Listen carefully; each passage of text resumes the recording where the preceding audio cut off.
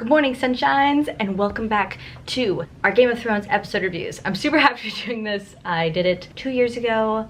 It's obviously not a fitness video, not my usual thing, so I had it on my main channel, but now I've moved it over to my second channel because this is for fun, and this is for me and people that want to, you know, gossip and talk about Game of Thrones and other theories and stuff like that with me. So, I'm really excited. And without further ado, we're gonna recap, break down this episode, and, you know, talk about some fun little thoughts that we've had during it. Let's go. This is your official warning. This is going to have spoilers in it. Obviously, it's a breakdown of the episode, so if you haven't seen the episode or you want to, etc., you don't want to know any spoilers, don't watch this.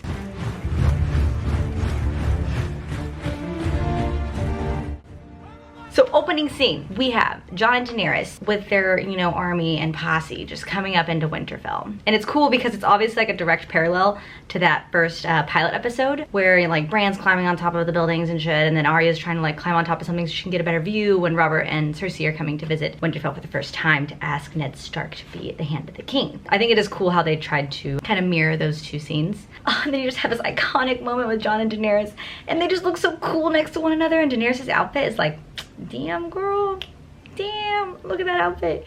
You just look like you're made to be in the snow. It's so adorable. We have Arya see them. She's clearly excited to see Jon. I'm sure she's, you know, a bit hesitant, doesn't know about Daenerys yet because I think they all kind of feel that way. She sees the Hound, which, you know, last she saw him, she kind of tried to kill him in a way or left him for dead. There's some ominous music playing when she sees the Hound, so clearly it's supposed to be more of a negative thing. And then we have Gendry, is that how you say his name? The Baratheon bastard coming along as well. Everyone's reuniting. We have this banter with Tyrion and Varys at this point, which is just annoys me a little bit because it's just silly. And I guess Tyrion's always kind of funny, but I feel like they've dumbed him down in the recent seasons, and he used to be so smart and tactical and he was just the guy to go to, but just recently he's just been going down on every level. He's just making all the wrong decisions, giving all the wrong advice, and I just don't feel that he's doing great so far, and this season or this episode did not prove me wrong. Jon warns her that the Northerners don't trust outsiders.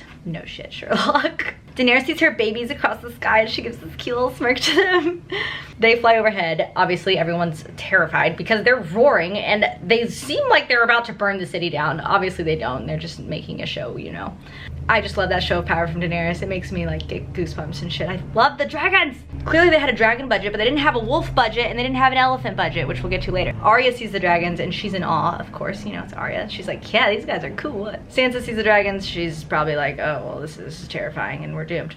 Then we have a family reunion, yay! Jon gets to see Bran for the first time since I think season 1, if I remember correctly. I don't think they've seen each other since then. It's probably just mind-boggling to him that another one of his brothers are alive, especially because Bran's a cripple. Like, we're not really expecting him to survive all of this time, even though he's gotten, of course, letters and ravens back and forth. But I think it's really cool that they reunite, even though Bran's kind of like dehumanized a bit. Jon and Sansa reunite again, but we don't get Arya quite yet. We do, however, get the stare down between Sansa and Daenerys. Oh my gosh. Sansa is just mean mugging this woman, like looking her up and down, does not want anything to do with her. Daenerys comes over and in my opinion acting very uncharacteristic for Daenerys. So nice. She's acting like a, I guess like a queen, but not like the dictator queen that I feel like she has been acting like pretty consistently. She's more like, I'm the king's wife and I have to be nice to everyone. Like that's how I feel like she's acting a little bit. But of course, like she wants Sansa to respect her and everything, so she's going to be kind. But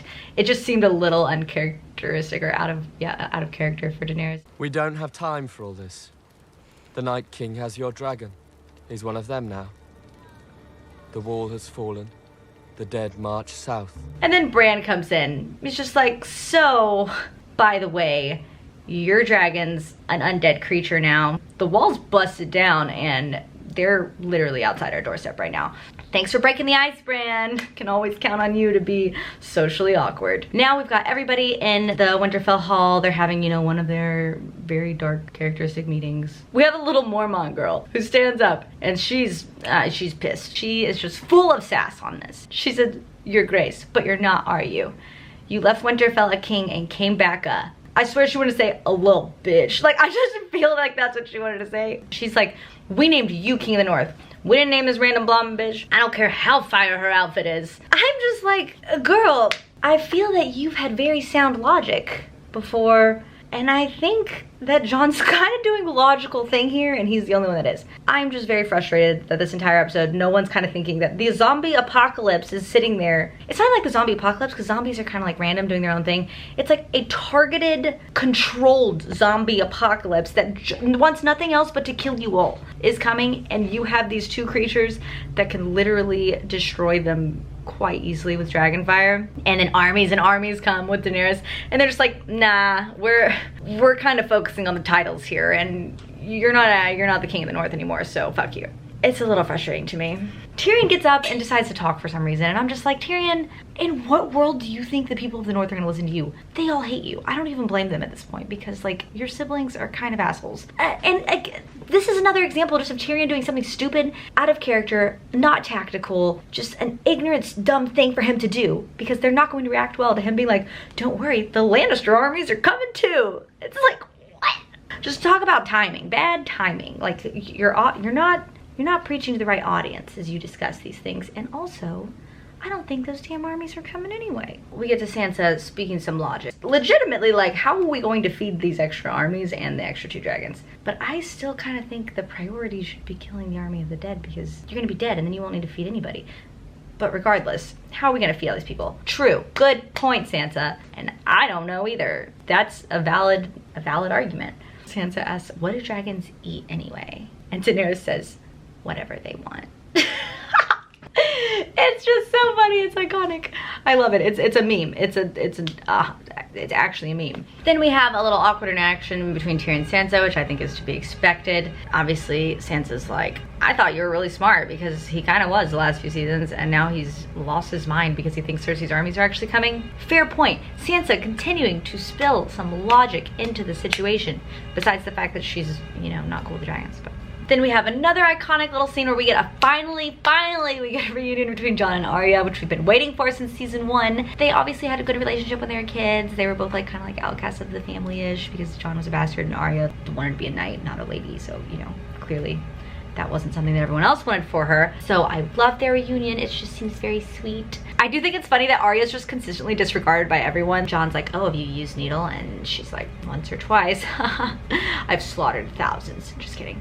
But seriously, I just feel like she's constantly not taken seriously. I hope, you know, she is at some point. Then we have another little banter where we're like, we don't trust Daenerys, blah, blah, blah. I'm like, okay, again, can we focus on that when it matters, after we defeat the army of the dead? That, like, we all have to be against this army. Like, there's no picking sides here, you know what I mean? You can't even pick his side, because he wouldn't let you. He'd still kill you. It's just, logic. Okay. Now we have Cersei. Oh, Cersei, how I hate you, yet love you as the villain, I guess. The creepy basement scientist dude, Qyburn. He comes up and he's like, oh, they've broken through the wall. And Cersei, and her just stereotypical evil bitch self, is like, good. It's exactly what I wanted. Then they're looking out over their, you know, fleet of ships. We have Euron with this, like, really, I don't know, Ken doll looking dude. I don't even know who he is. I did a little bit of research, and he is the leader of, like, the Golden Compass, the Golden Company. So they're obviously all sellswords. I guess Cersei just bought them all out.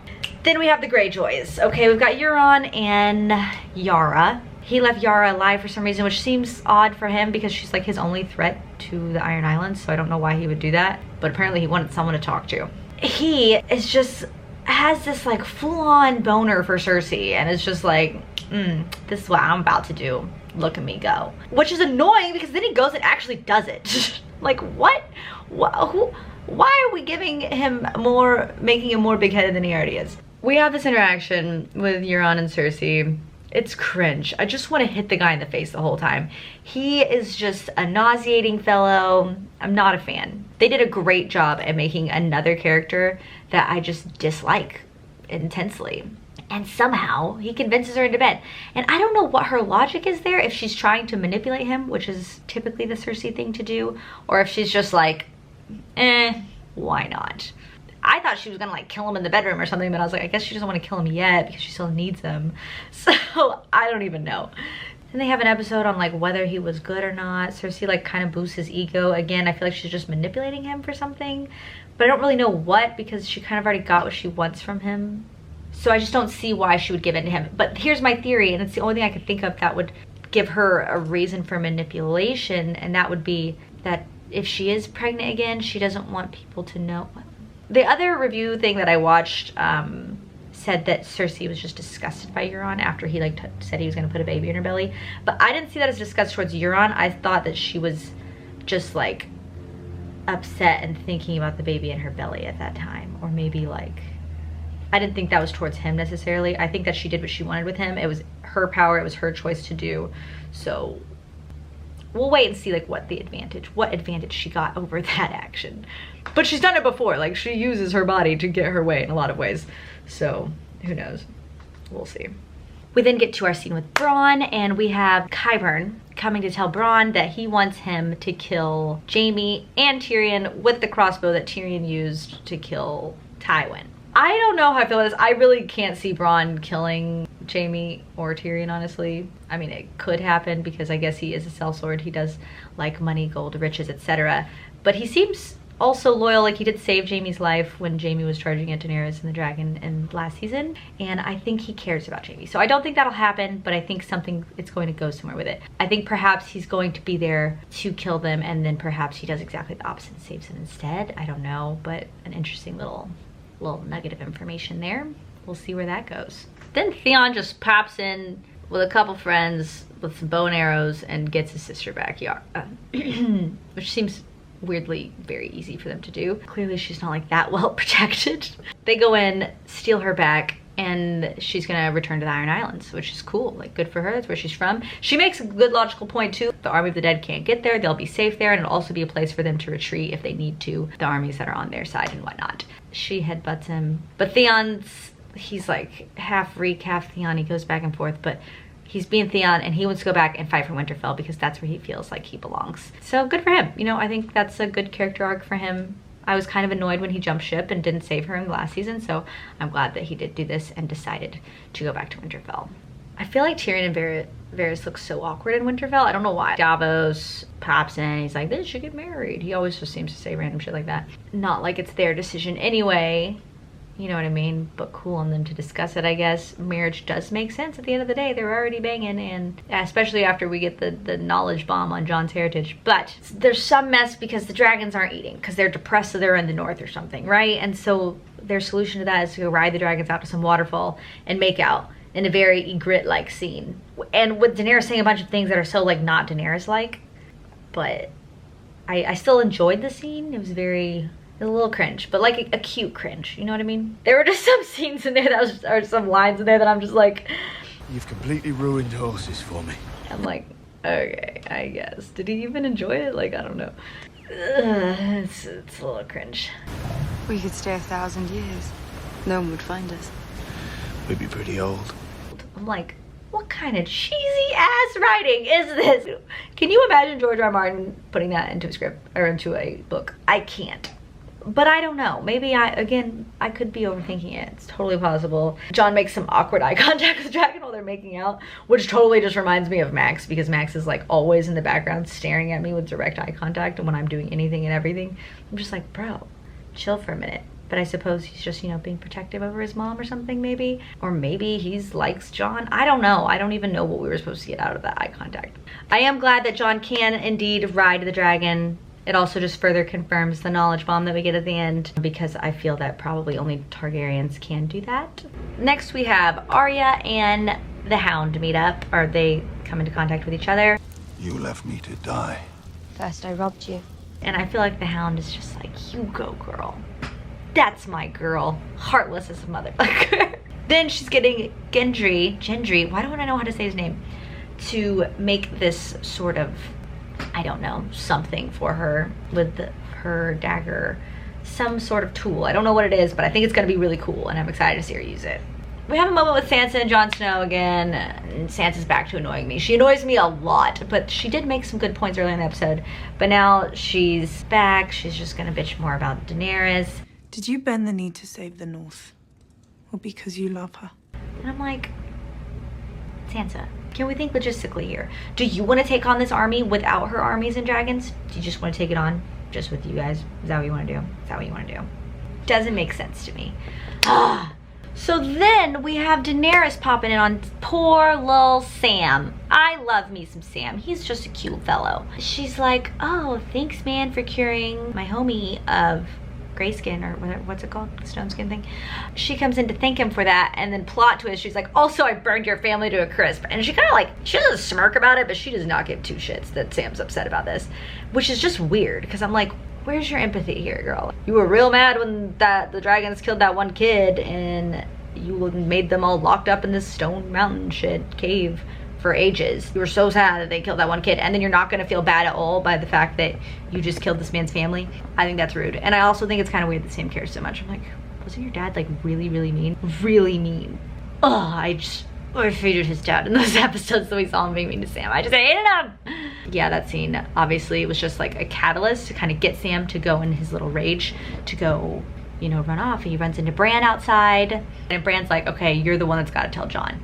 I don't know why, because clearly Bran, he doesn't have social skills anymore. I'm surprised he didn't just out and say it in the middle of their like meeting earlier. But regardless, we get the iconic scene, the one we've kind of been waiting for like a hot minute, ever since the rumors of this R plus L equals J came about. And so we have Sam going down, telling Jon the truth, the news. Your mother was Lyanna Stark. And your father, your real father, was Rhaegar Targaryen. You've never been a bastard. You are Aegon Targaryen, true heir to the Iron Throne. And Jon's like, that's treason. I'm like, it's really not treason if it's the truth, you know what I'm saying? And clearly he's just kind of like, I don't know, I could imagine like in a real situation, if that was really what was going on, you would have so many emotions going through your head, like, oh wait, I've been legitimate all along, I'm not a bastard, I'm not just like this shamed little offspring of this guy having an affair with his wife. And so I just think that's a very monumental moment for Jon, as if he hasn't had enough of them already. There's just so many things going on with Jon. Like, he is, like, he's a product of ice from the north. He was raised back from the dead by the Red Priestess with fire. He's got Daenerys and the fire dragons, and he's part Targaryen, and it's just everything's going for him. Everything, literally. Like, it only makes sense for him to be the prince that was promised, the Song of Ice and Fire, because he just really has the ice and fire stuff going on. So I just feel like we're just rooting for Jon, but you just never know in a George R. R. Martin series who or how it's gonna play out exactly.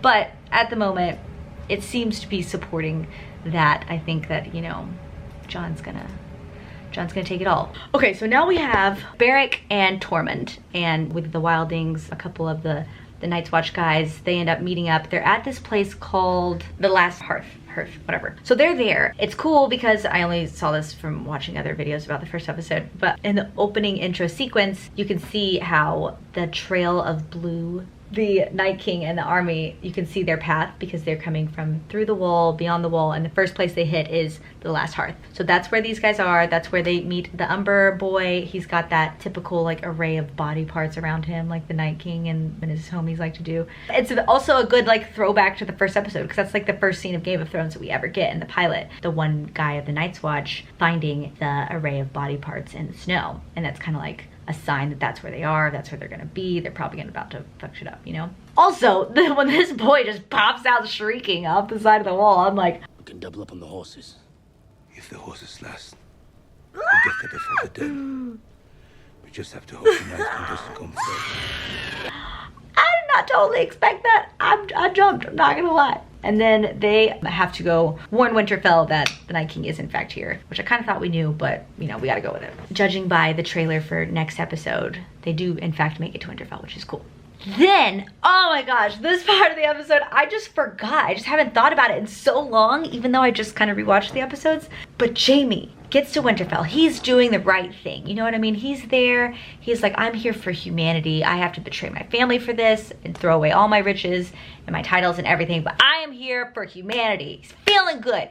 Gets off his horse, turns around, makes eye contact with Bran, and then you're like, oh my gosh, this man's threw Bran off a fucking tower. That's why he's paralyzed. That's why he's crippled. That's why he's like this. Oh my gosh, it's just such a, that moment from the first episode. I'm pretty sure it's from the pilot, right? Wow. Poor Bran. Bran's been through so much. And then he just makes like, ah! I don't even know where that's gonna go. Okay, and that's the end of the episode. So, I loved it. I loved the whole episode. It was so short though. I wish it was longer. I'm pissed because I thought they were all gonna be an hour and a half, and this one was only an hour. And I think the next one is as well, and then I think they're about an hour and a half. Regardless, that was a great way to end the episode. So cool. So, and end of the episode, questions that I currently have. I'm like, where's Melisandre? I haven't seen her. I don't know if she's even gonna be in this season. I don't know. Where's Ghost? They clearly used up all their CGI budget on the damn dragons. And they've been using real wolves the whole time for the dire wolves, so I'm assuming that's why they haven't had Ghost in it. But like, it's kind of sad. He's back at Winterfell. I feel that he should have his dire wolf. Like, it's important. They also, like, when Cersei's talking about the elephants, clearly I'm sure like the directors of the show just didn't want to have to deal with elephants either, because like the Golden Company probably did have elephants, you know what I mean? But I just think that was funny because I just feel like they didn't want to deal with elephants, they didn't want to deal with wolves. They're like, we're gonna put these dragons in and we're putting every dollar we have into that, and that is all you guys are getting. Okay, that's enough for me. I feel like I've talked for way too long. But I tried my best. I'm just so excited about the episode that I just want to talk about everything. So I hope you guys enjoyed it too. And I'm excited for episode 2. Let me know all the theories and fun stuff you have down below. And yeah, thanks so much for watching. I so appreciate you guys. I'm obviously super excited and passionate and just love this show and these books and everything so much. So that's all for me. I will see you guys in the next one. Love you so much. Don't forget to like and subscribe. Ta-ta for now. Bye.